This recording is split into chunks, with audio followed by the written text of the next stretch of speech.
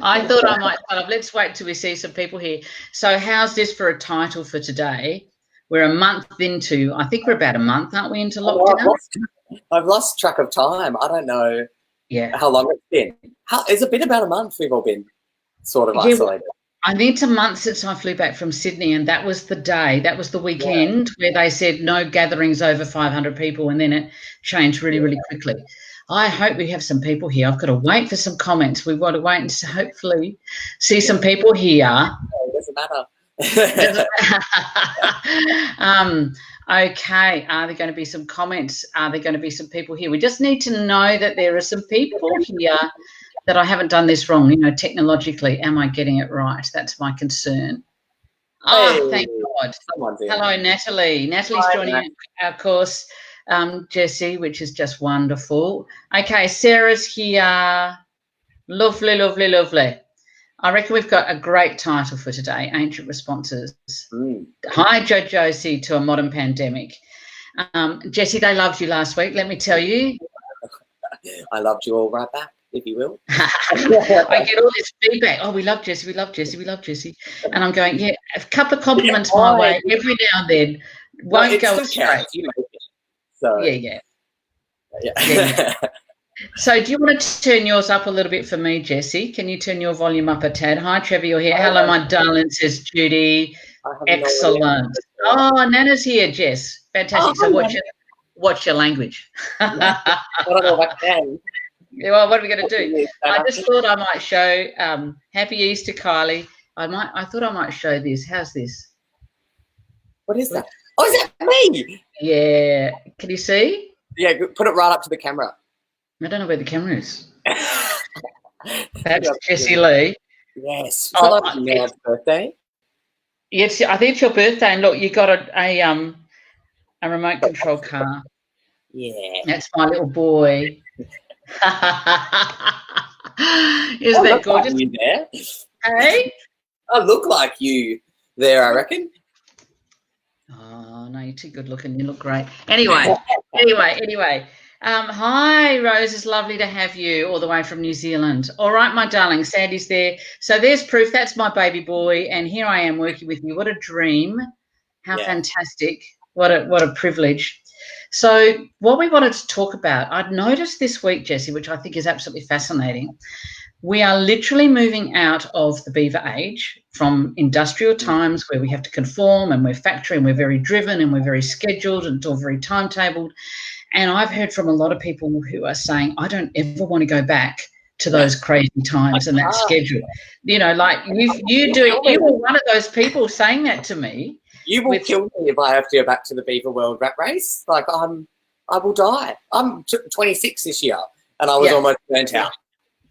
Just from because if you think about it though, it also really doesn't make that much sense how we did it. You know what I mean? The 5 days working, 2 days off, and now look at us all being able to have time to reconnect. I forgot what I like to do because I can't remember because I spend 75% of my time doing other stuff that I have to do.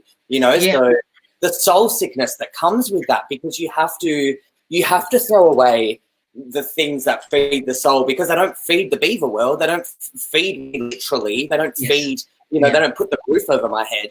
But how long can you do that for without getting soul sick? And it was happening, I think. And the virus is a representation. It's a reflection of soul sickness. It's a reflection of being out of balance. Wherever you think it originated from, really, in some ways, is beside the point. It's here. We're dealing with it. We're living with it. There's no question we've been out of balance ecologically, environmentally, emotionally, and on a soul level. We've been dying. The biggest problem has been lack of soul. And we're finding out what's essential. And this is that lovely idea of universal income that is just wonderful. And I was a bit shocked. People were a bit negative about it. Not everyone. Some people got it. Some people didn't. There's a great TED talk by Rutger Bregman, and he spoke at Davos a couple of years ago, and his book is Utopia for Realists. How's that for a title? Utopia for Realists. And it's about saying, here's a basic income. Now you've got the responsibility to work out whether you're going to contribute or not. And you need to be creative, and you need to offer something to your community. And if employers want you to work, they've got to make it really attractive. It's a totally different way of thinking. How's that for a mindset? Yeah, absolutely. Exactly what's needed now. Yes. And also because look at that. I mean, even on that, the wage gap and how that was all under the class gap, and something like a universal basic income was always said that we couldn't do it. You know, you can't just do that. You know, and all of a sudden, turns out we've done it. Actually, we can. And for me, I mean, a society is built on how you treat the lowest link of the chain. You know what I mean? And if the lowest chain of the link isn't being looked after, then we're all vulnerable. We're all vulnerable because we're a couple of steps of fate away from that being us, which, let's face it, that's the beaver's deepest fear, is impoverishment. So real security is if we treat everyone as of equal value and as mattering, and we have the homeless in all the empty hotels, and they're fed, and the social workers, and they're given programs for addictions, and they're given food, and they're given a place of comfort where they have time to be able to evolve and find out what they're here for and to go back into the world, which we know they can do, and they receive whatever support they need. That, if we can start operating, which we are doing now, if we can start doing that as a way of life, then there's a safety net for everyone, for you and for me, Jess, for everyone. And that's what universal income is about. It's about a safety net of where we are literally secure because we are loved and the vulnerable are cared for. And that's real security. It's not this crazy beaver 9-to-5 work, machines, do what you don't like, just barely survive. And you're so exhausted afterwards. You don't play music. You don't write poetry. You don't do exercise. You're just exhausted. You barely exist. Exactly. And that's it. It's just surviving, and it's not thriving. And there's something. I had a good point. I lost it. Maybe I went on a little bit too long for you. Who would have thought? Never. Wait till we get Abby on, and the three of us, three parrots, are fighting to get a word in. It's going to be absolutely fantastic. It's going to be chaos. I can't wait. It's going to be so much fun.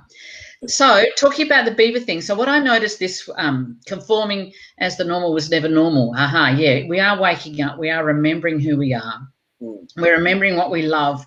We're stuck sometimes in nothingness, and we're having to learn how to accept nothingness. And beavers have always had a sense of worth from doing. I've noticed even non-beavers like you, Jess, with no beaver, reverting into beaver stuff. Oh, totally. Which is bizarre, and people jumping into personas they don't have because their world was tipped upside down. Yeah. And it's like their child lost all bearings. It's like, I've lost my compass. Yeah. And so they flew off into places that are actually their moon, that are not going to sustain them, and they're going to come up with very contracted, tight, not good solutions if they go down the beaver path to try and feel safe, because it's about control, isn't it? It's about security and control. And that's also what's interesting, is clutching to that. I did have a few days of clutching back to the beaver world of stuff and the routine, the value in productivity, and I'm only worth something if I'm doing something. Yes. Because and what was so funny, I think you and I had talked about it, was I don't have that intrinsically, but that's also having dog. There's other personas that come into play, wanting to please others and wanting to do what I'm meant to be doing. But it was you're lacking control. You're lacking that kind of the predictability, and it took me a few days to let go of it altogether. And once I did, I went, oh fuck, why have we been doing this? Why have we been doing this beaver stuff the whole time? Because I spent 2 days just doing what my parrot wanted to do, relearning instruments and connecting in all these other ways, and just felt lightness and fullness in a way that I hadn't had in so long. That couldn't come from beaver routine. It couldn't come from, I need some beaver, I need some routine, I need to get up in the morning, I need to do, there's good parts that need to come in, but also the full control aspect of it needs to go. And funnily enough, it's what as systematically is needing to die right now. Exactly. But it's attached to it because it's all we know.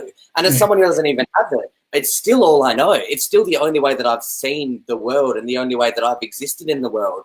So even I have a little contraction of going, how do you do this without the beaver structure, without the beaver systems, without the... Great. So can I jump in there? That's absolutely fantastic. Elena, I loved your point. A world where women can schedule work around their hormone cycles too. Creative, busy, philosophical, and there's a natural rhythm that comes back in honouring nature, our second nature, our biological nature.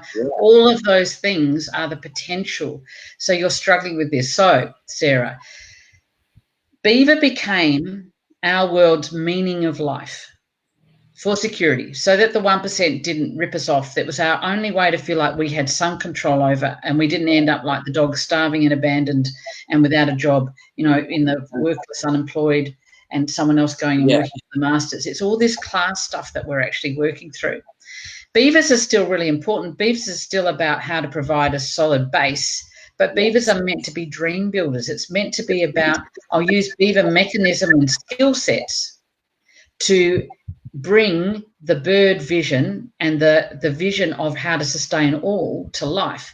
So we're moving from beaver age to 7 bird age. So we've got 7 going at the same time. And we've noticed, haven't we, Jessie, on Facebook? We're seeing the different themes of the different personas coming up as they're leading this way. Swans are going strongly this way. Watch out for the conspiracy theories. Watch out for this, for this, for this.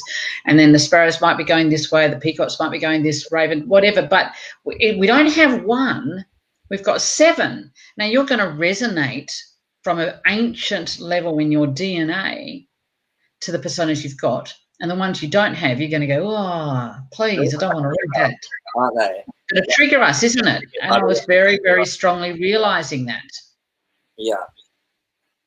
Because I find that I don't react to anyone that bad until it's one of the ones I'm listening. Then we don't have. It's just, nails on a chalkboard, because the reaction is so foreign to you. We can't actually see the world and perceive it through personas we don't have. Yeah, you can't empathise properly. Yeah. No. And I also saw memes coming out this week, which I think we need to be really, really careful of as we go into the elder. And we are here to reimagine our world. We are here to reimagine our world. And from a masculine basis, which can be hierarchical, competitive, asset, security, money, tangible, the literal, to more of a circle, non-hierarchical, where we look after everyone, the vulnerable, there's a safety net for all, there's a way of providing for all. We find out what's essential and a hell of a lot isn't. Apparently my Botox isn't essential. Who would have thought? Right on that. Right, because I have to be honest, because I was a bitch about Botox last week. I have to be honest, it was Botox envy, but... Oh, and they're for your migraines, Mum. It's for health. For my migraine, but I don't have them either, so I can't even use that. So I have to admit, a bit of Botox envy. But apparently it's not essential anymore. And as I grow 3 sizes every second week, that's not essential. It doesn't matter because no one ever sees anything but my face anymore. So, life's good. Yeah, blow out down here. It's all down there. Yeah. I'll never be seen in public again. I'll never be seen standing. So we find out what's essential and what isn't. And if we get into a mentality, and let's remember we've all been a bit contracted. Can people relate here who are watching? Have you been a bit contracted? Because, you're a superhuman if you haven't. This is so deep. If it doesn't look like this, you're not going through it right. Yeah. And also, there was a full moon this week, Jessie. So the full moon, I was awake for hours and there was huge energies coming down I can't even name. And so we're having all of this stuff that, when we see a big thing come in our lives, like when I was 15, I had an accident, I lost this side of my face completely and I got fibromyalgia and I had migraines for the next 35 years. Chronic health from then on. That was like a fate moment. Well, it's like the world has had that same accident.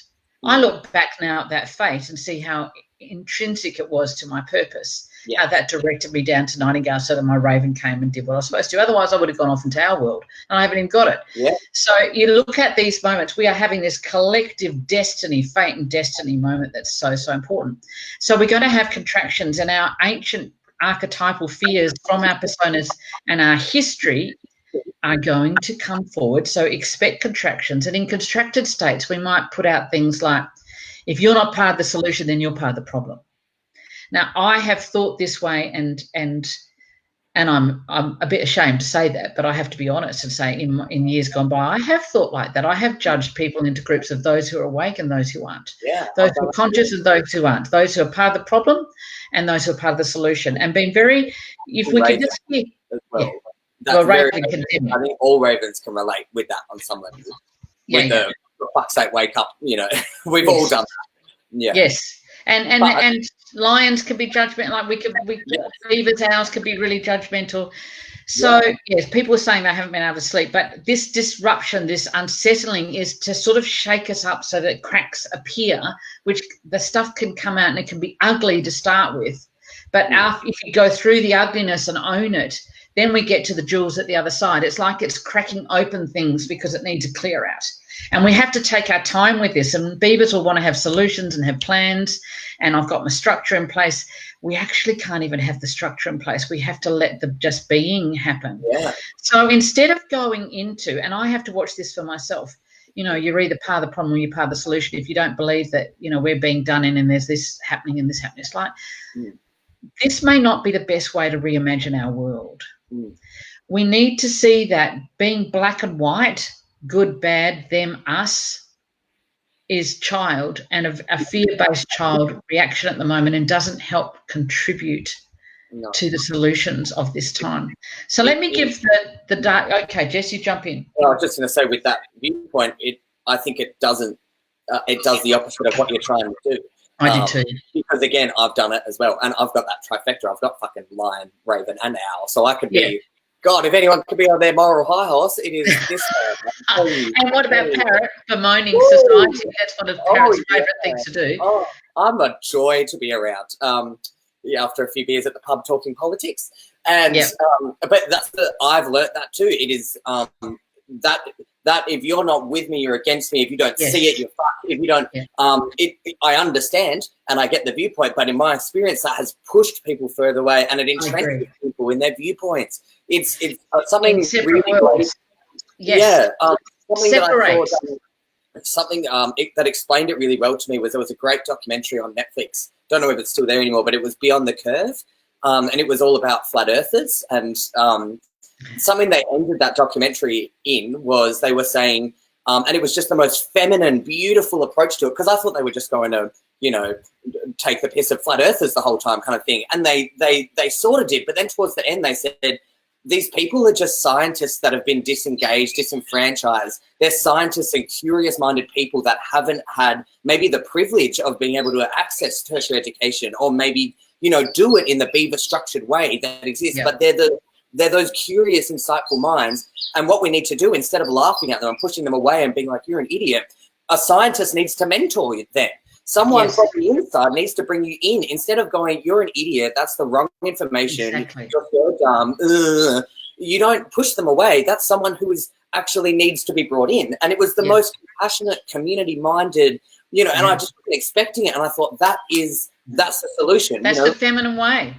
It's not about dividing and it's not about going, you're such an idiot and how can you believe that the earth is flat, blah, blah, blah. It's meeting them where they're at, bringing them under your wing and helping them come into the doing something space as opposed to just, like you were saying, just, you know, being divisive. And we don't want to further, I think we're going to see the worst of people because stress and crises will redefine us. And you think about your crises, I think about my crises, they will bring out the worst in us, but ultimately I found my crises have brought out the best in me eventually. I might have been a bit of a slow learner getting there, but I got better with practice because I had so many disasters. So I've had lots of practice because I'm a lion, because I take big risks. So I've crashed and come back with more nobility, more wisdom, more humility each time because I couldn't learn any other way. It is this compassionate way and seeing where people are at, and other people may look at us, hi Leonie, lovely to have you. You'll have to catch up on the bit beforehand. You've got a lovely bird singing in the background. Taking time to enjoy those quiet bits. The birds and nature, like I think Judy was saying, are just loving this. You know, in India, you can see the Himalayas for the first time in 30 years. This is a rebalancing time, and we don't want to get out of this too quickly. We don't want to be reintroducing because we're going to miss the lesson. I freak out when I hear that. It's like, no, we need more time so there's been more adjustment so people won't willingly go back into this other way. So can I just bring out, Jessie, as we talk about there's going to be at least seven bird ways of coming forward here, so that we've got to focus on this. And elders are mentors, exactly, Faye. Hi, Vanessa. Catch up on the rest of it.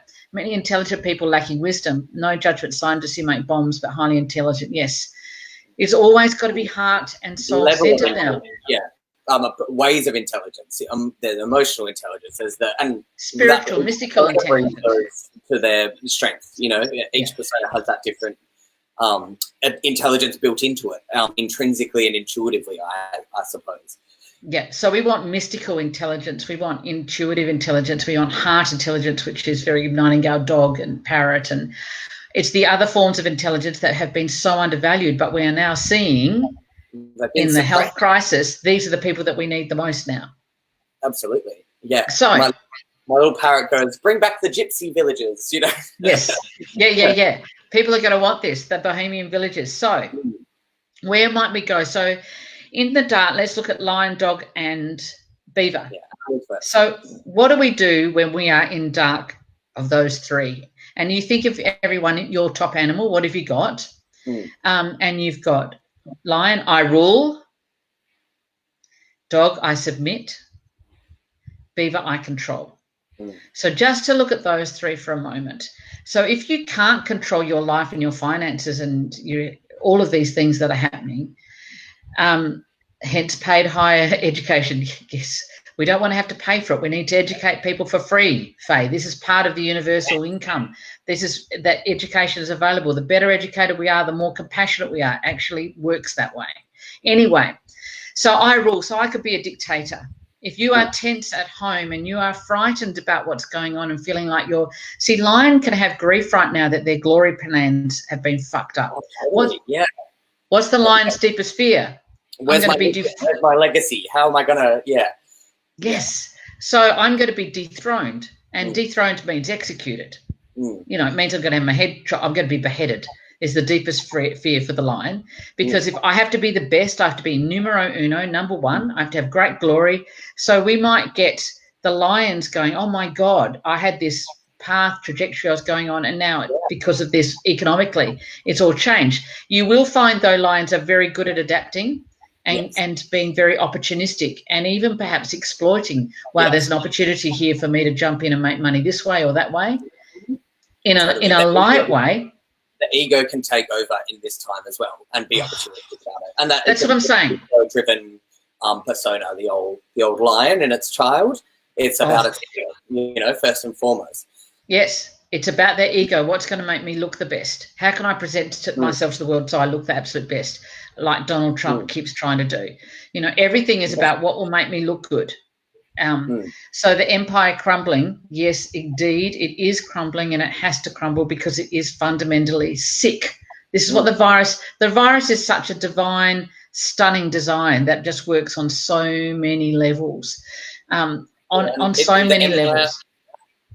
Has to crumble, and that in itself is a scary, hectic. But it's like we were saying, Mum, it's Kali. You know, it's destruction. Yeah, we are at a Kali Yuga time. Yes, Jess. You know, you have to have destruction for creation. You know, to rebuild from the ground up, you have to destruct. It has to crumble.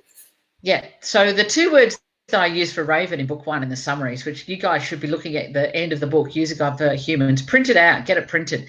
I refer to it all the time. But for Kali and for Raven, Kali is one of the archetypes, the goddesses within Raven.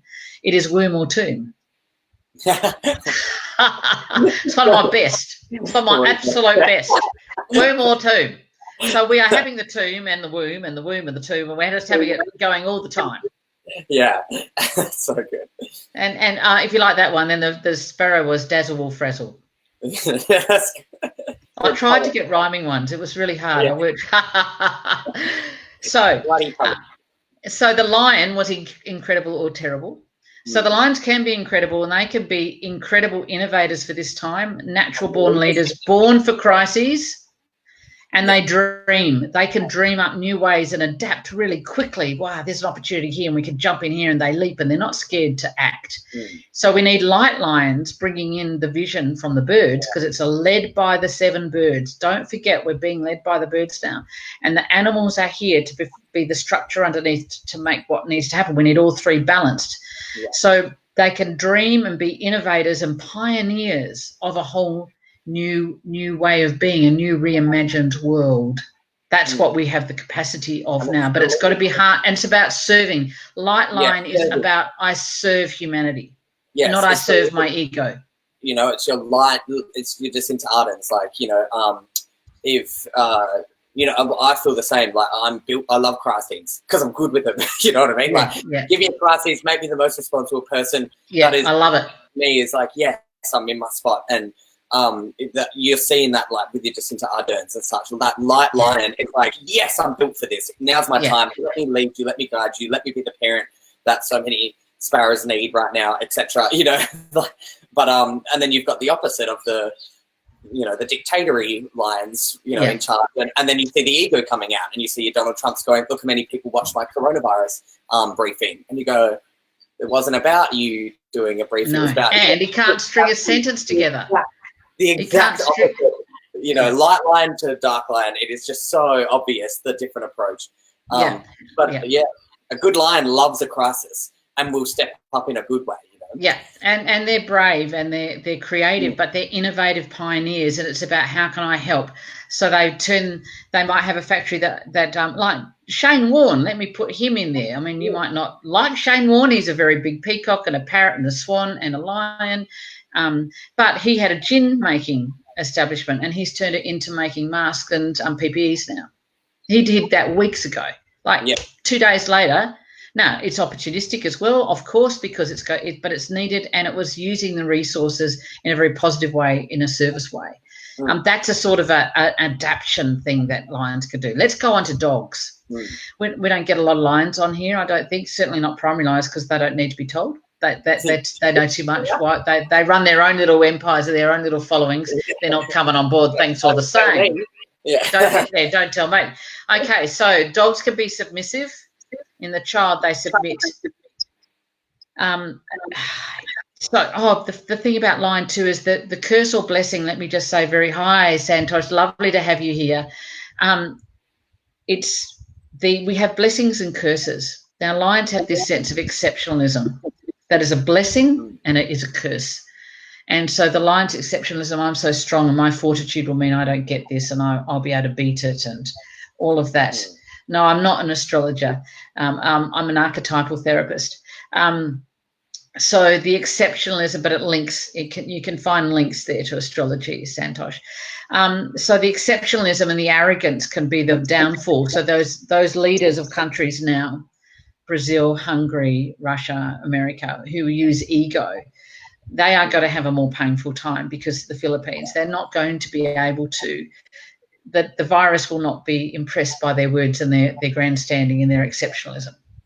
It won't work. But the lion's courage that I was born to lead and I can make something happen, but I'm here to serve. It's a fine line, isn't it, always, Jesse, between the child and the elder? Absolutely. And again, that leader of the lion there is looking at, it's that philosophy of you're as strong as your weakest link. Yes.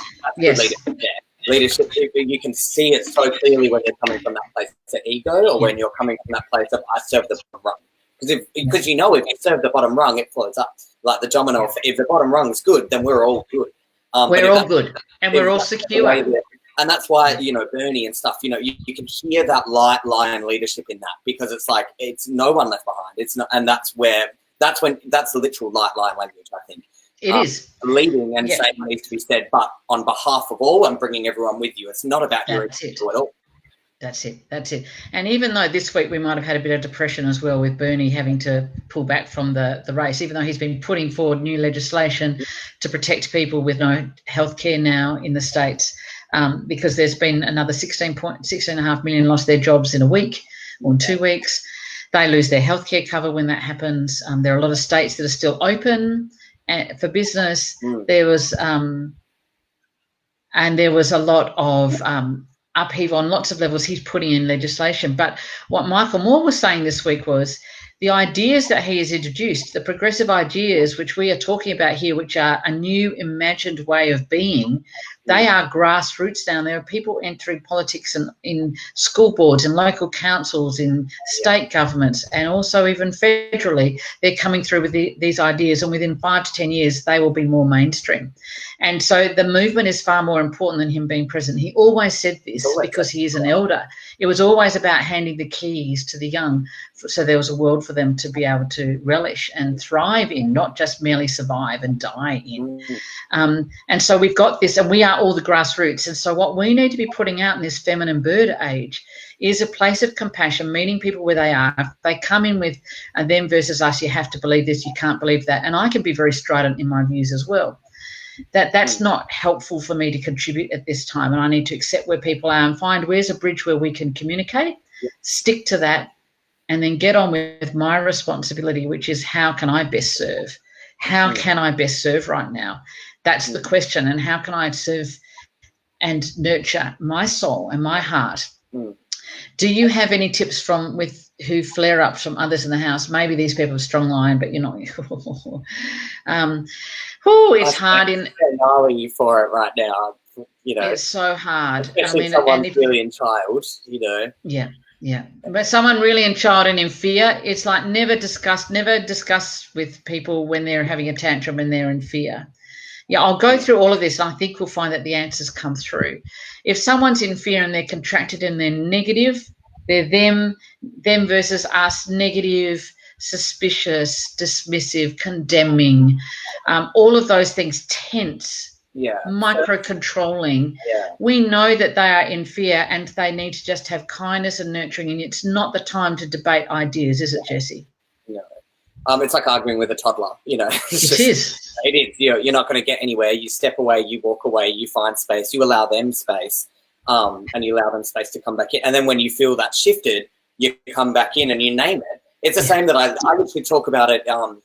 Also, what's something really good to do is book one and look at all the child, because it breaks down what personas look like and sound like when they're in child. So you can hear it and you go, that's the dog, that's the swan. Yes, I would encourage you to go back and find, okay, what persona child are they actually talking from? Is it lion? Is it whatever? Because in the book, it really gives you those tips. What to do, and that tells you what to do. Exactly. And it's the same way, though, as dealing with children, because you're talking about that person being in child. So it's the same way with, now if my kid was having a big blow up and a big, explosive, what I do is I encourage them to shift the emotion, give them something to do something with the emotion, punch it out, throw shit, do something, move the emotion. Once you've come out of it, you've come and you bring them back in. You don't just let them get away with it. You bring them back in and you name what happened. And then we work through it. And you don't do it judgmentally. You do it kindly. You do it nurturingly. But you don't do it in that moment. You let them shift the emotion. And then when they come back, I think it's, especially with actual children, it's really important that you then say what was the lesson in that? And why did we have it like that? And it's all good. It's okay. But that's how you work through that. And if you don't work through that, then you just, the cycle repeats, It's just, I lose my shit, I calm down, we sweep it under the rug, and then it happens again. And then what can happen, Jessie, is like you might not be able to, you're caught off guard. This moment comes, a trigger can come from the smallest thing, but it's been building up and we don't see the build up and then off it goes. Or it might be that person's natural style, most likely. Later, they go for a run. They put some music on, they dance. They have some time out. Space is really important in this. And then you have a conversation later and then you have some brainstorming together. Next time that comes up, what would you like to do? What would work for you? What can I do to give you the space you need? But we do not, when we're in a contained space here, we do not want screaming, ranting, raving, micro-controlling. Stop doing that. Clean up your room. For fuck's sake, I've told you to do this. I'm going to murder you. The way I parented you. We might not want that. We might not want that. So the resources that we're talking about for the new people here is the User Guide to Humans ebook, How I Was Born to Be. And then there's the podcast with Jessie and I, which describe, they're great. People will love our podcast, Jessie, because we talk about real life examples of how to handle it. We do a bit of parenting in this as well. So, and they're out really mega cheap for these times. We've cut them back 50% so that they're very affordable for everyone to have the resource. And when we do our subscription group in a few weeks with you and me and Abby, we're going to be looking at persona themes of how to handle this. and what you would do. We might talk about, sparrows for 3 sessions. We might talk about parrots for 3 sessions. And even if you're not one, you'll suddenly understand your child who is. And we're going to give you very generously an enormous amount of information that we were actually saving for books down the road, which I'm still going to have to write. But we're going to give you that resource now because we are in these times, and this is about how can we serve. So let's get down to the words. I rule, I submit, I control. In the light, let's say the adult would be for lion, I rule, I dream. I dream of how I can help and how I can serve, and what's the spark of inspiration. I think serve is, you almost need a hyphen or something with it, because if you're not focusing on that serve bit, you're not in the light lion as well. You know what I mean? There's something about service that is really key. It is. I agree. Yeah, and you and I both lion number 2, so we sort of get this. Otherwise, it's too easily ego.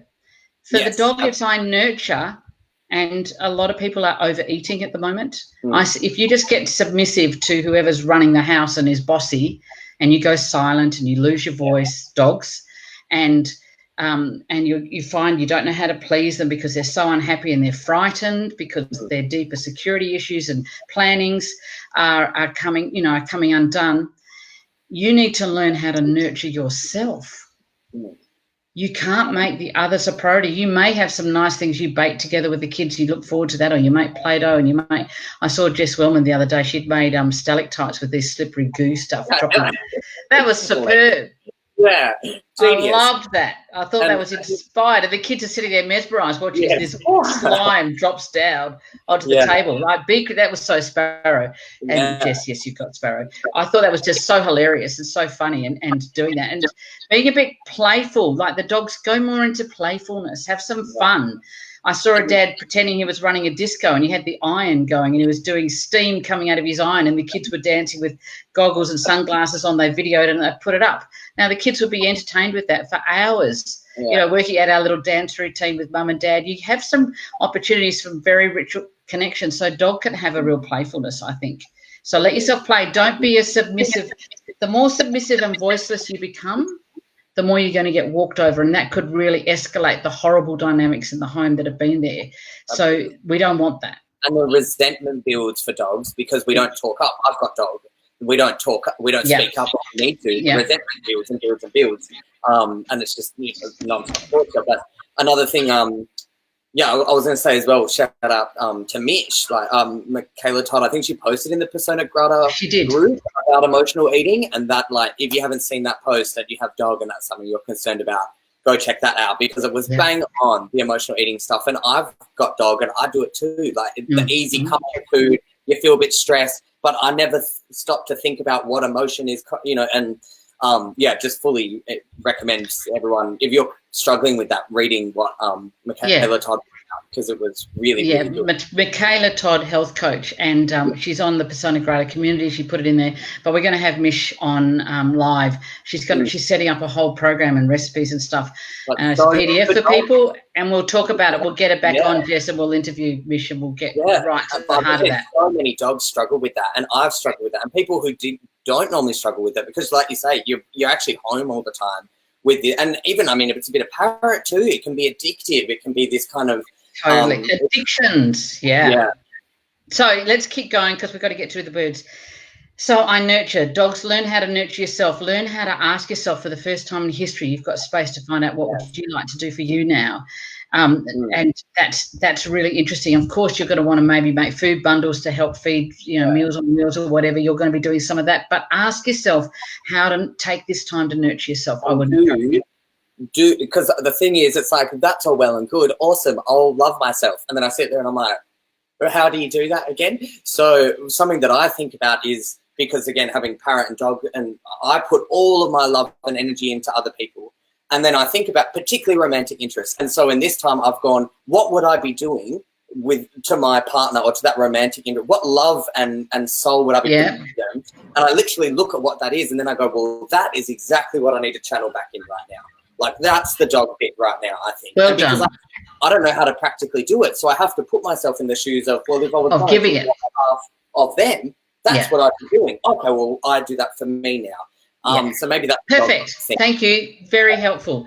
So beavers, in the child, their natural reflexes are control. They've got their gift or blessing is independence. Well, they're not feeling so independent now. They may be vulnerable. They may need to go on JobKeeper. They may not know whether they have to go back to school or not, or send their kids to school or not, or when are things going to open. That ridiculous right-wing commentator, who's, I will say ridiculous, right in America, Laura Ingle, had put up this tweet about, we need to know when the world's opening up again. This is completely unacceptable. Fuck off, you stupid woman. She's so dumb. Coronavirus and I know. We want specifics. Who the fuck are you arguing with? It's a virus. Like, sorry, that was me being a bitchy raven, but I have to be a bit naughty at least for a little bit of the time. Yeah. So I control, and it's not I control. This is about liberating new beavers. Anyone who's got strong beaver, and even all of us who've dived into going into beaver, even if it wasn't there, because you think that's what, that's the answer. I'm losing beaver, so I cling more onto beaver. No. We've got to liberate the beaver, like you said, your 2 days of grieving and feeling it, and then, I'm actually free to do this. You got me a keyboard this week, which is great. So my little beaver, I'm beaver at home, beaver 6. So I need a schedule, don't I? Yeah. When am I going to practice? I should practice here. I should practice here. I've got a list of what I need to learn. I've got a list of where I expect myself to be in 6 months' time. And my child went, I don't want to. And then I went, maybe that wasn't the point, Katie. Maybe you don't have to tick off a list here. Maybe you don't need to practice and get back to what you used to be able to play when you were 16. Maybe that day is never going to happen. In fact, quite likely it never happened. And so maybe you just play for enjoyment as a bit of soul food, as just a bit of gentleness, as just a bit of a place of just nourishing with no haves, tos, shoulds, musts. Get taken out of the question, and you liberate yourself from that beaver whip, which I have very strongly because it's at home and I work from home. Totally. And it's been squashing so much of the creative in all of us. The creative birds in all of us have some birds, and we do. All of them have an expression that needs to be felt and given out, and that's not necessarily for others. Like, for instance, I majored primary parrot. I played it for gigs. This is the first time in 3 years I've been playing music for no one. Like, I play music for me now, and I hadn't done that in about 3 years. And that's, I'm not saying you can't play gigs, but like, I've forgotten that that's what its actual purpose was for me. It was my expression and my soul food, but it had become beavered a little bit, Yes, it became work.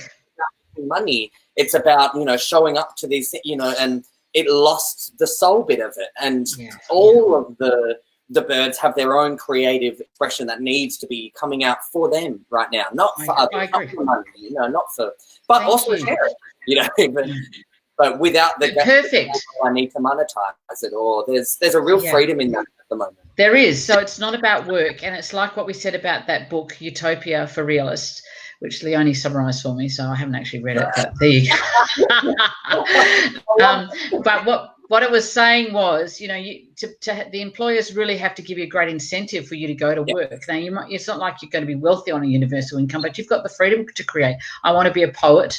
I can be a poet. And I can do it because this is what I came to create, to imagine, to contribute to the collective. Absolutely. And this is, it's making the arts central, really, and that they are core to our world. Yeah, we talked about you, Jess Wellman. Jess Wellman's just joined us, Jessie. We talked about you, about your genius sparrow idea to have slime dripping from one shelf to another and telling kids that they're watching stalactites being made. That was fantastic. So arts would have loved that. So go back in time and watch it. Yeah. Your peacock will love that you start, and your lionel. And so, anyway, but let's keep going with the birds so we don't go, oh no, you've been exposed. Excellent. I love exposing people. It's part of my raven fun when I've been a bit bored. So anyway, just let's race through the birds, dark child words. Swan, I suspect. So because of their deepest fear of being exploited, of being ambushed and exploited, I suspect, they will get consumed with conspiracy theories of people taking advantage of how authorities are going to cripple them. And this comes from the historic perspective. I'm not here to talk people in and out of whatever they may believe, but I'd ask, does that contract you? Does that inspire you to put your best foot forward, to mentor the world, to bring in self-sufficiency, to bring in teaching all of us how to create and be in harmony with the land? And does that help you want to contribute to the world? Yes. Or is it where's the line? I think it's a fine line for all of them, where it becomes a negative and a disempowering story that collapses us and just makes us resentful, and we get stuck in history. We're actually meant to cut where we've been, the anchors of history, which is what our 6-month course is about. Yeah. We're meant to cut the anchors now. That's what this time is giving us, a push pause, so that we can really own where our fear stories go, which we want to go to our fear stories more than anything. I want to go to my raven one. Do you want to go to your parrot one? We want, it's so ingrained. It's a 56-lane highway. But can we go instead to, what am I here to contribute? Because I want to reimagine the world. I don't want to replay those scripts and help manifest them coming as another cycle yet again. I don't need to feed any of that stuff. So the focus quickly, the focus of that as well is what I'm sharing and what I'm trying to put out there. And your point might be bang on, but is it contributing to more division, or is it contributing to more togetherness? If what you're talking about and if you've got information, you've got, ideas and theories, that's fucking awesome. But are you presenting it in a way that's dividing us and separating us and making it an us and you and them, and us, you're not part of us if you're not with this? Or are you helping bring people in? Like I mentioned with the Beyond the Curve stuff earlier, the approach has to be compassionately come in and bring them into the cycle and work through it that way. You don't push away and go, no, divide, you're an idiot, you have to believe this thing, you're a sheeple. No, you are feeding the division. We're not going to do, and I've done it and you've done it, we are not going to do the them and us. If you're not part of the solution, you're part of the problem. That actually has to go in the shredder. That's a masculine idea, and it has to go in the shredder. And it's about... as elders, what can we contribute? And so for the swans, it's about sustaining, it's nourishing soul and land, nourishing our earth and nourishing soul. And fear and division does not generally nourish soul. It activates fear. And so there can be grains of truth out there that are wrapped in cycles of fear and division. And watch where you get taken. Watch where you get taken, because that's not actually helpful. So we need to have more discernment now. Yes. More discernment, and come back to more of our own responsibility for what we think, and that we're not a sheep for something that's taking us away from our highest potential of what we could contribute. So the light swan then is, I contribute, I mentor. Yes. Let's go to ravens, because we're 47 minutes in of our hour, Jess. Let's go into ravens. Who knew? We said we do. We might do some more of this next week. So ravens go into I condemn. This is a huge historic fate and destiny moment. What the fuck if you don't wake up? I'm going to be despairing. I've told God I'm opting out. I'm not. I've told the universe to take down my little tantrum, and I said I'm not going to fucking play if people don't wake up. If they're still so stupid after this, so that's not very helpful for me as a contribution. Bit divisive, isn't it? Yeah, it is a little bit. So my soul, but my child goes there, and what's in? But go into the feeling of the fear stories and the divisive stories. What I went into when I went into that was grief. Yes. I've so long, as the primal mother, the primal raven mother, Kali mother, so longing to nurture our world to this compassionate world, this compassionate, loving world where we do care for the many, where we care for all, where there's a safety net for all, where it's about let's redevelop our entire world, reimagine our whole world, let's re-sew the threads of humanity together into a beautiful tapestry like we've never seen before. Yeah. No one left behind. And you're left behind. Woven into the tapestry of our broader story. And the opportunity is there. So the raven just goes, my God. And if we don't get that, my raven's grief will turn into child rage and condemnation of others, and I'll go off. Now, that's not helpful. That's not helpful. So I condemn, or I seek the truth. I have foresight. I see what's coming. I'm able to put a torch on. Watch out for going down this way. Make sure you go this way instead, which is exactly what we're trying to offer here, Jesse, in this work. It's like, have a torch. Don't go down the wrong ways now. They're instinctive automatic pilot coping strategies of the child, or let me go back to this story. No, let me go to a new way of being, which will stretch me out of my comfort zone, where compassion is first. So we're aiming to go with a light now in dark times, but in healing times, womb and tomb times, both are dark. Womb and tomb is dark. I love the dark. I love that it's a great side today. Yeah. We don't mind going into the dark, the old ravens. Please, let's go to the dark. So that's where the raven needs to go, with compassion of seeing where people are and shedding a light on, but go this way. Make your stories, make your posts, make your memes about going that way, about uplifting and your 1/7 contribution to how we're all going to live. Yeah.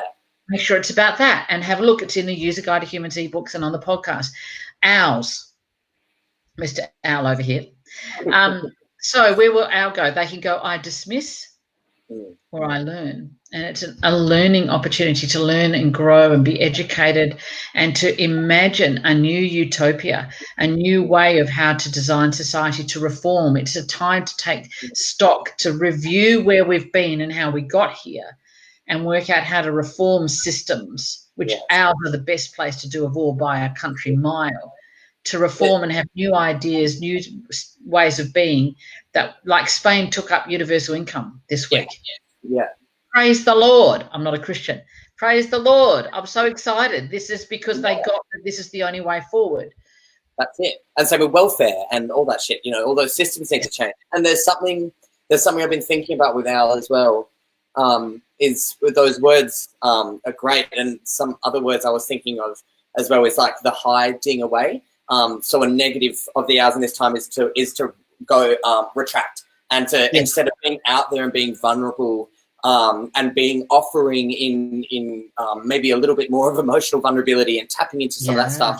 I've noticed a lot of owls going back, pulling, and natural, instinctive, emotionally, and like you say, going to the top of that tower, locking in with the books, and there's value in that. But if you go the full way, and you shut down the emotional, because also right now is a fucking crazy time, and it's a hard time to be feeling everything. I think it's a hard time to being a sponge to feelings and working through them. And I think for owls and beavers, an uncomfortable place to be, and beavers, it's an uncomfortable place to be, to have to constantly be facing feeling.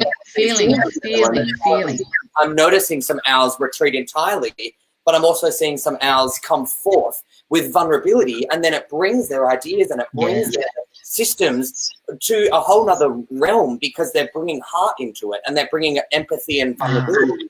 And that is a whole nother level of owl that we really need at this time. I agree. And I think about it in terms of union systems and stuff like that. I'm seeing so much heart and vulnerability and love come out of that stuff, but they still know what they're doing in terms of the systems and the so there's that. That's what I've noticed with owls at the moment. I love that, Jesse.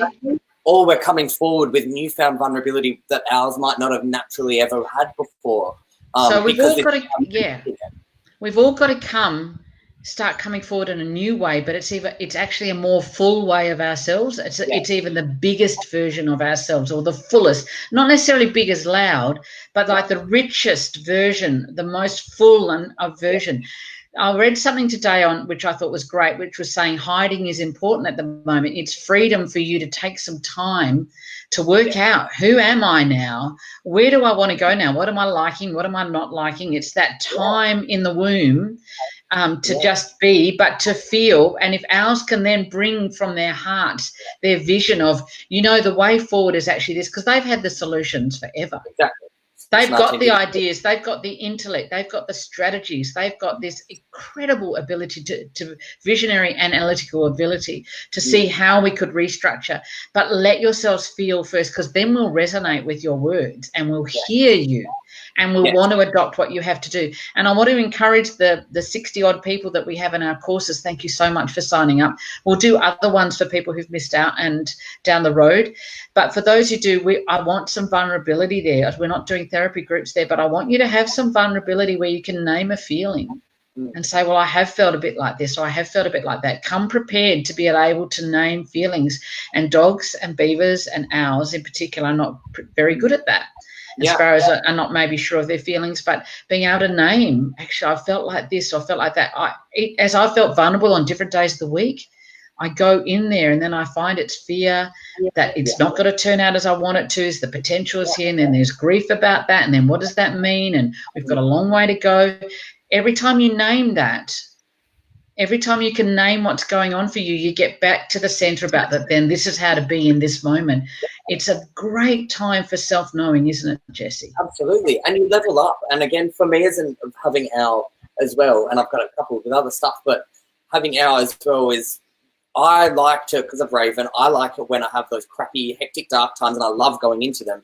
But then I find that, the benefits of my hour that come out too, because like we say, if you can just bring feeling and vulnerability and emotion into what you already know how to do, it's such a, that is so what is needed right now. From everyone.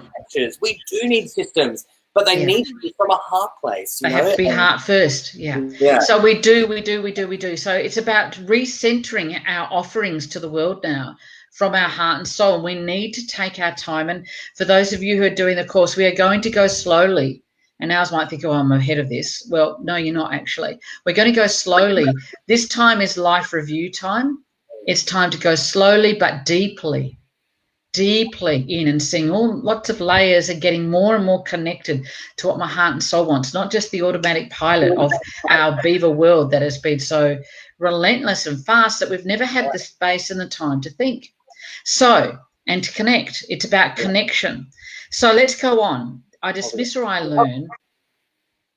We've got our peacocks who I can pretend in the child, and we put out this world.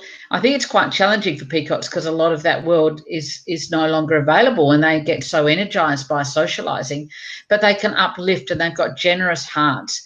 We have a couple of gorgeous peacock friends, and they've come and delivered a couple of gorgeous packages to us, just unasked because they wanted to. And they don't come to the door and they're not left at the gate and we wave from afar. But there's an incredible generosity and uplifting that peacocks can do. They can uplift the space, make it beautiful. They can put on some music up there. They put on something funny on Facebook. They uplift us and remember it to have fun, and they play parlor games and they're laughing, and they help entertain through these times, which you need as well, don't you, Jess? Absolutely. And peacocks understand better than anyone the power of beauty, the power of literal, I can see beauty around me. I cultivate it. Genuine beauty brings us home. Space. Like, all my peacock friends have that little bit of interior designer about them. Like, they can just fucking look at a space and like I'll put 3 milk crates in the corner and chuck a blanket on it and be like, they will come into a space and they can see how it looks and how it works. And then the energy lifts because they've made it beautiful. And then they're also the ones that go, put on some makeup today, look nice today because it makes you feel nice. And they understand the good power of beauty. And they can harness it in a way that really brings joy in this time where there might not be some sometimes. Jane Ann's just asking what course. We had a 2020 vision course. It's posted on the Persona Grata community, Jane Ann. It's literally full, but message me if you have to. I'm pathetic. Look, we're not good with tough limits. We're not good with boundaries. We're not good with beaver things. If a parrot goes, oh yeah, whatever. But anyway, have a look. So we've got that for peacock. It's about that uplifting yourself, and having FaceTime drinkies, after night drinkies with people, and socializing, still finding creative ways, but that's great. With our parrots, we could have escaping into addictions or into media or into whatever. And it's about, I want to connect with unity. I want to unify groups of people together, and make sure I unify people. We play music together and what have you. So imprisonment is the parrot's deepest fear. And here you are. I don't know any parrot that's doing well at the moment. Oh, really? I was going to ask because you've got a whole lot of parrots. I do. And I mean, we're doing it, but it's just not a life worth living to us, you know what I mean? And because I think we're struggling because I don't like to be at home a lot. I'm never, Mum, you had to drive me around every day to somewhere else. I'm just not a homebody. Yeah. And all of a sudden I'm a homebody and I'm like, I don't like it here. But see, it stretches you. All of us are being stretched to where we're uncomfortable. the lessons I'm getting from it are so, you know, I would never be a homebody. I wouldn't put this stuff into place. And so I'm taking it and I'm running with it. But at the same time, to hear the inner screaming, oh, it's like I've literally put my little Jessie locked her in his room, you know, and I can hear him. Let me out. Let me I better than anyone know what that little Jessie was like. Mum, I've got to go here. I've got to go here. No, I'm going here this weekend. No, I'm going there, and then I'm going there. Jess would come home from school on a Friday and go, right, Mum, you have to take me to so-and-so's on his day, and then I'm staying overnight that day, and then I'm going there. No, am I allowed to? You're telling me. And if I said, hey, that's a bit much, you know, that's like 4 hours driving for me for the weekend. It's like, no, but I have to. They want me to, and I'll be bored other. And if I'd say, no, you can't, you would sook and complain. There's no point being here. I was supposed to be going out. Why can't I go? Come on, why can't I go? And you would not stop. It was like a drill out the back. Why can't I? Why can't I? Why can't I? I want it. It's like, oh, my God. And so I just spent my weekends. Parrot, lion, raven, owl is what you had. So good luck to tell me. Yeah, exactly. Why. I was like, why? Why not? Give me a good reason. Yeah, unless it's a good reason. I don't know why. Yeah. I'm so sorry. Yeah. I'm so sorry. Yeah. So hilarious. But I remember that little chatterbox going at me not all the time, and it was just exhausting. So I'm really glad. I say thank you, universe, for showing Jessie what it's like. Yeah. You can deal with it yourself now. I think that's fantastic. All right, moving on very quickly. We have our nightingales, which could go into feeling high carry. We could go into feeling the weight of the world on their shoulders. And then disappearing. And being too isolated, and I sacrifice, like go into making sacrifices, but going into such retreat. And there's got to be some music, some poetry. Like when nightingales in the dark, they don't want to do anything artistically, but it's the way out for them. Yeah. They actually need to. You can't stay there. And I accept these times and that I was born for these times. And as we've talked about 2 lives ago, these lives are up on our Persona Grata page on Facebook all the time. We are in nightingale times. If ever nightingales were meant to be here, it is now. It is a nightingale time. This is exactly nightingale times. And we need your wisdom, your hope, your love, your acceptance and understanding of the life-death cycle. And no one really dies. We're all eternal. We're all here navigating life and connecting and having empathy. Their blessing or curse is empathy. If it gets too heavy for them, they just disappear, don't they, Jessie? And you've got nightingale at home where they feel it's just too much. I don't want to feel anymore, especially if they've got a swan or an owl or a beaver inside their mix and they go, I'm not feeling this anymore. Yeah. But we have to keep our hearts open. The courage of the nightingale is let me feel this. Let me have the empathy when I hear that so many have died today, and these are people who are loved and they're missing from their families and they died alone and we weren't able to have a funeral for them, and I can feel that. But you can't be totally focused on that. You've got to be able to feel it and stretch your heart to feel it and love as well. Absolutely. And I do it too. I've said I think I've got a bit of a schedule at the moment. It's every 10 days I've got a nightingale day, you know, so like I'm great, I'm all over it, and then maybe after about 10 days I'm like, I've got full bottle. Yeah. It's more often to me. I reckon it's every 4th or 5th day I have a very heavy day. Yeah. But I use it and I resign to it and I go, you know what, well, fuck it, it's today. Go in. And if I'm not here tomorrow and wallowing in it, then there's nothing wrong with that. I'm actually grateful that I have the ability to feel this. And so what is it trying to tell me? Yeah. Let me use it for something. And if I can use it for something, it's worth it. It validates itself, you know? Yeah. If I'm just sitting in it and being a wow baby, you know, then, you know, I'm not using that. It's not serving. Yeah, let it take it. All of this is about taking us somewhere new that we've not been before. All of it's about reimagining our lives, reimagining our sense of self, letting our personas express themselves more richly and more fully than we've ever imagined before. It's giving us space to go to another place. So I feel the heaviness, and rather than just go, I'm really heavy today, and I go and put Harry Potter on, almost my go-to, and then, you know, and avoid and whatever. It's like if I just let myself feel it doesn't take very long, and then I get another gem, and then I get an idea, and then I get this realization. That's what you said it well as well. That's what the raven does. But that, to me, when my nightingale does that, that's not me being unable to cope anymore. That's me being ready for something to open me up and for something to break away from, you know what I mean? It's actually something to come forth. It's a perspective shift. as well, because I can look at it as, oh, you know, everything's just overwhelming, it's too much today. Or maybe I'm actually ready to go into something. And maybe that's what I'm actually being told right now is today's the day. You're ready to see a truth and to work through something if you choose to perceive it like that. You know, I love that. Spotlights on us and they're opportunities. They're not. They are. You know. And you know how that's a brilliant point, Jesse. Let me give you a A+ triple gold star for that. That fucking outstanding. Quite frankly, outstanding. Because what it reminds me of is we can give ourselves a tick for when we're doing well. Oh, I feel good today. Oh, I'm happy today. Tick, gold star. Oh, I'm feeling heavy today. Oh, that's a D-. Shame about that.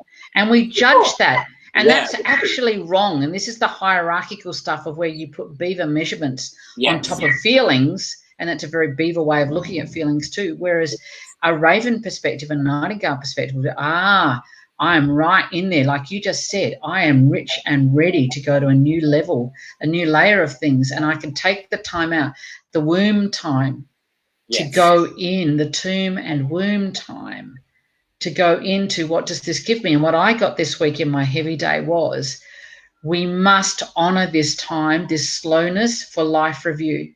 Every single one of us profoundly looking at our lives in ways we've never had before, looking at it through the course where our personas and our maps as never before to really minute, nuanced detail to see the impact so that we can start to heal. We're going to start healing the deeper fractures by term 3 of the 3-term course.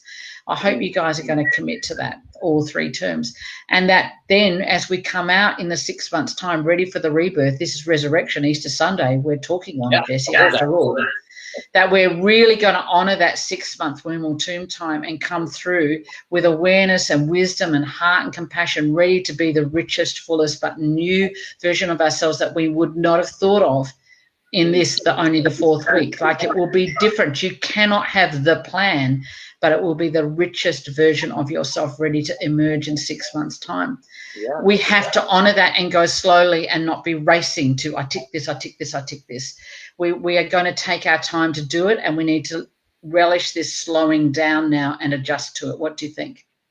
Yeah, exactly. Perfect. And, you know, what someone's just said, am I going to get this right? I have to get this. And again, it's really helpful to look at that book 1 and listen to the podcast to be able to first name which personas you got, and then 2, to be able to name which child spot I'm going into. What is it that I'm actually scared of? Because if it's fear that you're coming from, it's a child reaction. And so which one's coming through? What language am I using? If that is something that you are scared about, getting it right, having to get this right, it sounds a bit thievery to me. Can I say, jumping in on there, the sparrow word at this time, you know, because we've done nightingale, the last one is the sparrow, which is I obsess. In child, I obsess. And Penny, I would say you obsess about getting it right, because Penny is sparrow owl. The owl wants to get an A. Yeah. And the sparrow obsesses about, what if I miss it? What if I don't get it? I'm really worried I won't get it. What if I don't get it? What if I don't get it? I've got to get it. I've got to get it. I've got to get it. That level of anxiety about I've got to get it right means you can't get it right. Because when we're anxious, we are out of our bodies. We are not grounded. You can only get it when you are slow and connected. Everything is about coming home now. Every feeling is trying to bring you home. And if we stay in fear and division and them and us and they're the problem and I'm the solution, all of that stuff takes us away from ourselves. Everything is about compassion, but coming in and getting to know ourselves on a deeper level. It's not about obsessing, my beautiful sparrow. It's about getting it right. It's about slowing down to be connected, to know what you feel, and just be aware. Because that's the thing. It's also who getting it right to what standard. Exactly. And who decides getting it right is? No one really even. I mean, we're all pretty narcissistic in it to some degree. No one gives a fuck. So it's like, it's actually more about, am I? I know. Yeah, what I'm seeing with a lot of my sparrows is they just don't know what it is, you know, what am I, and I'm going, there it is, that's what it is. It's about hearing first and foremost what it is that you feel. Yes. Let's start there. Let's start with getting so good with ourselves. Naming our feelings. Journaling is so good for sparrows because you'll come to an epiphany and then tomorrow you'll forget it. It's like we got to journal it and self-reflect and keep routine by going inwards. And the more you do that, and then once you hear your instinct, you act on it a few times. And once you've acted on it a few times and you've seen that it's correct, that's actually how you practically build that up. And you build new pathways in your brain. Yes, and the thing is, getting it right for you, Penny, is different to getting it right for Jessie or getting it right for me. Yes, because we all have a unique, pathless path. My destiny is not like anyone else's. And this week I was wrestling with, as I'm putting the course together, and I could feel the pressure from our beavers to make it more our beaver. Like I've actually written out worksheets, Jessie. I want triple gold stars. I want to be recorded from now until next week. Fuck off. That's as much as you get. Because I'm giving raven stuff and parrot stuff and nightingale stuff that's different. And I have to do it my style, my way. But I always come back in child to judging myself that I need to make it more of a sort of a, like a scholastic course. That's not me. There's a reason I'm not an owl.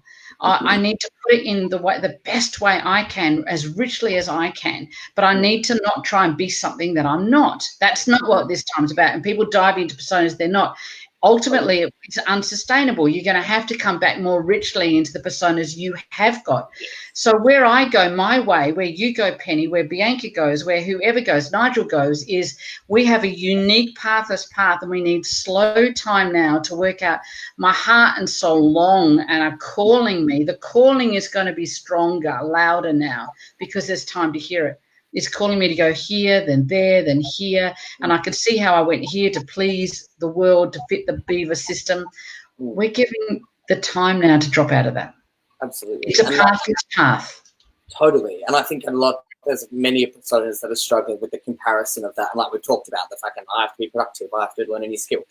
Shut up. You don't have to Shut up. What you have to do. I don't know if we're really strong enough about that, but fuck off. That's how you cope and don't feel vulnerability by being and don't shame other people for not meeting that. No, because that's your personas that need that, But also that's the thing. All we can be doing as individuals collectively is trying to hear our own intuition and instinct as loud as we possibly fucking can. Because I can tell you, I can look at your personas, I can tell you, hey, you should be doing this, you should be doing that, you should be...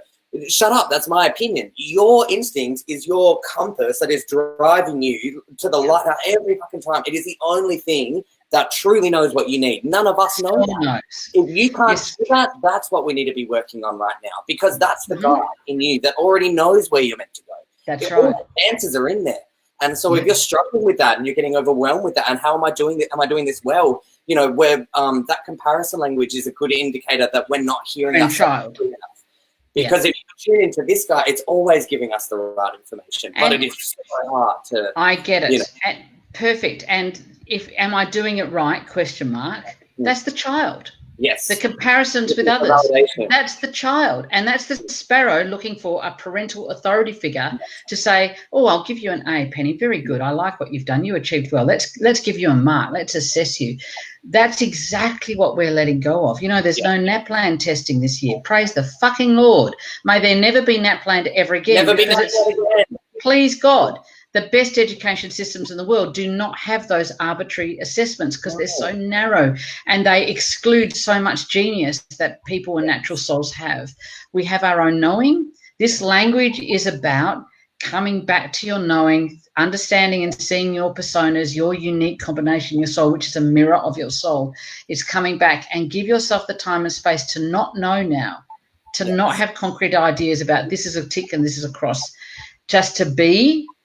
And we don't have to perform. We don't have to succeed. We don't have to achieve. We have to listen. We have to listen, and we need to just be super discerning and aware that we're not going to go into the divisive, they're the problem, there's the solution. It's about what have I got to contribute here now? I think that's our theme. Would you agree, Jessie? It's it's always connection and love, but I think connection, compassion. The important things that we've touched on here is the most important thing you can be doing right now is hearing your own instinct, and that should be all of our jobs right now, to try and hear that clearer. And two, that are we going forward using language or sharing or whatever? How are we going forward, and is it in a way that is about bringing togetherness, or are we creating more? Whether or not we're right or wrong, it's about, are we bringing everyone along, or are we dividing? And there you go. That's the bottom line.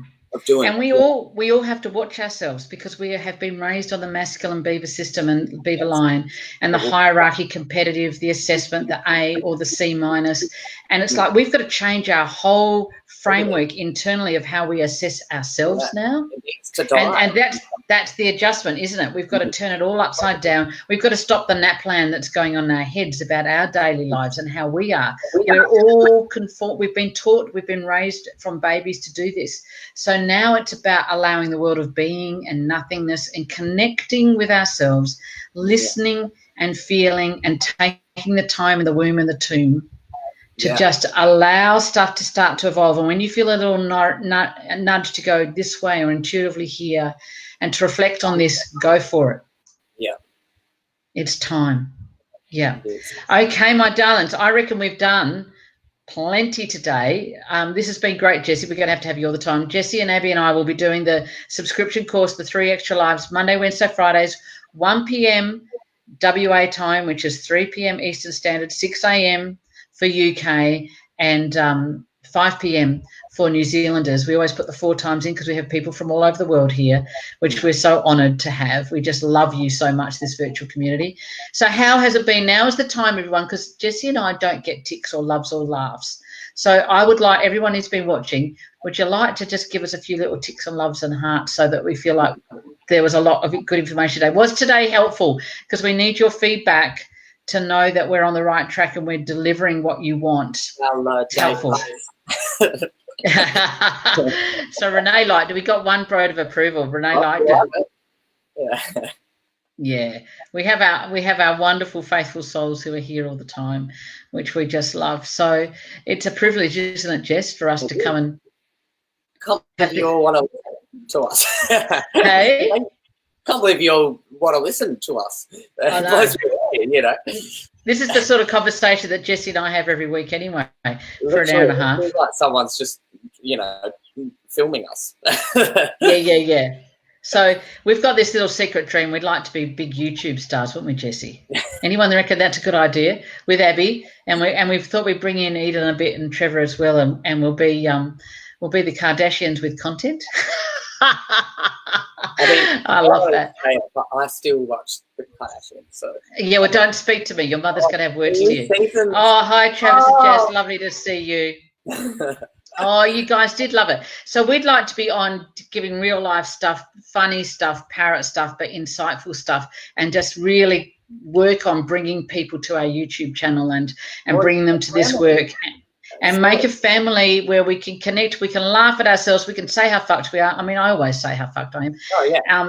And we can, but also give our little insights that we've got and shine a torch at this time, because that's what we're here for. We would love to have that. Which is why I think we're allowed to tell others. I don't know. That to me is the qualification you need. As long as you can own your own harshness. Yeah. We have to own our stuff, and we're willing to be challenged when we go wrong, and I'll certainly own when I go wrong and when I go into condemning Raven. I mean, it's my default setting. The first thing that you're ever going to do, that's what's going to happen. And we can forgive ourselves stuff. Own it, forgive it, don't add to the anchor, but let's be as compassionate and broad. And 7 birds, all perspectives, all elder contributions are vital right now, all of them. And while they may see the world through a lens that are not yours, connect on the bridge where we're uniting, where we're saying, but I would like to offer this, and that's the way forward. Oh, okay. I would love for you to do a live on your wisdom of how to foster this type of relationship you have with your kids as adults. I want this with my boys. Oh. To be honest as well, I mean, Mum and I have like the same top personas, just rotated. So, I mean, we were very fortunate in the fact that, and we've known that since I was 4. I mean, I've known that. But like, I have too. Twin flames, you know what I mean? So we're very privileged in our persona maps that we are so similar. We just think the same. The other boy of the family would not be on this live and does not want to talk about any of this. So. No. So it's like the Osborns. You know how there was one of the children of the Osborns wouldn't go on and the other 2 did? Yeah. So we'll get Eden a bit. Standon is Rob Kardashian, and he's not part of the Kardashians anymore. And I'm Kim. Which makes you Chris, and that I see that. And then we're going to have, we'll have Eden there. Eden's there, being gorgeous and coming on and incredibly analytical and strategic and wise and brilliant. She'll come in every now and then, and our ratings always go up because beautiful Eden comes on. Abby and you and Abby and I are the mainstay. And then Trevor comes in as comic relief. Oh, here he is. Oh, he's going to sneak in the door. He can't resist. See, he's a primary peacock. You're allowed to put your face on. I never put my face on. Mine cut out. Oh, it cut out. It seems like it's cut out, Jesse. It might have cut out. We might have finished. All right, we shall finish and say thank you all for watching. Thank you. Okay. Bye. See you next week.